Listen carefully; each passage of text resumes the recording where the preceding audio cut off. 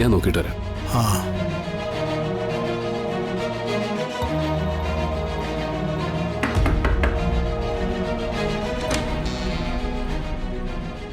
Good morning Hari. Good morning Swami. വരണം, നമുക്ക് അകത്തേക്ക് ഇരിക്കാം. കയറി വരും. ആരടാ? സ്വാമിയാ. സ്വാമി ഇരിക്കാം. It's okay. ഓ സ്വാമിയാ. Good morning all of you. ഓ എന്താണ് സ്വാമി ജയാറിന്റെ ഉത്തരവ്? അതെ സ്വാമി, ധൈര്യമായിട്ട് പറയണം. നിങ്ങൾ എന്നെ തെറ്റിദ്ധരിക്കണ്ട. ഓ ഞാൻ ജയാറിന്റെ ശമ്പളക്കാരന്. എനിക്ക് ജയാർ പറയുന്നത് കേൾക്കണം.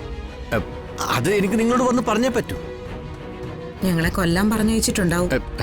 നോക്കൂ മാഡം, എനിക്ക് നിങ്ങളോട് പറയാനുള്ളത് കമ്പനിക്ക് നിങ്ങൾ ഒപ്പിട്ട വ്യവസ്ഥ വെച്ച് നിങ്ങൾ ഈട് വെച്ചിരിക്കുന്ന ഈ പ്രോപ്പർട്ടിയും ഭാർഗവന്റെ പ്രോപ്പർട്ടിയും ഇപ്പൊ കമ്പനിക്ക് സ്വന്തമാണ്.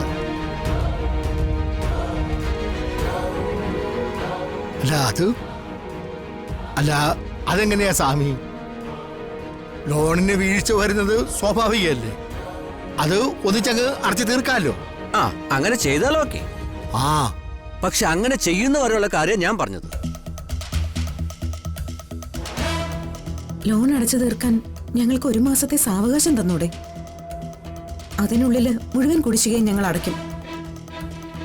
പിന്നെ ബാക്കിയുള്ളത് ഒരു നോർമൽ ലോൺ ആയിരിക്കുമല്ലോ. നിങ്ങൾ പറയുന്നത് എനിക്ക് മനസ്സിലാവും, പക്ഷെ ജയാറിന് മനസ്സിലാവണമെന്നില്ലല്ലോ. അല്ല പിന്നെ അയാൾ എന്താ ഉദ്ദേശിക്കുന്നത്? സ്വാമി പറ. കമ്പനിയുടെ ഒരു സിസ്റ്റമാണിത്. കമ്പനിയുടേതായി കഴിഞ്ഞൊരു പ്രോപ്പർട്ടിയിൽ ഞങ്ങൾ മറ്റാരെയും താമസിപ്പിക്കാറില്ല. പക്ഷെ ഇവിടെ നിങ്ങൾ ഈ പ്രോപ്പർട്ടിയിൽ തുടരുന്നത് ജയാറിന് ബുദ്ധിമുട്ടില്ല. ഓ, വല്ലാത്ത ത്യാഗാണല്ലോ അദ്ദേഹം ഞങ്ങൾക്ക് വേണ്ടി സഹിക്കുന്നേ.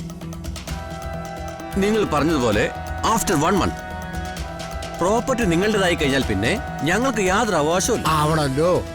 പക്ഷേ ഫോർ ദാറ്റ് 1 മന്ത്, അതായത് ഈ പ്രോപ്പർട്ടി ജയാറിന് സ്വന്തമാകുന്നതുവരെ ഞങ്ങളുടെ ഒരു റെപ്രസെന്റേറ്റീവ് ഇവിടെ താമസിക്കും.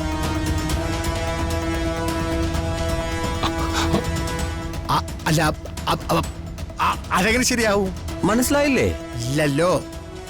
ഞങ്ങളുടെ കമ്പനിയിലെ ഒരു സ്റ്റാഫ് അല്ലെങ്കിൽ കമ്പനിക്ക് വേണ്ടപ്പെട്ട ഒരാള് ഈ 2 വീടുകളിൽ ഒന്നിൽ താമസിക്കാനായി എത്തും.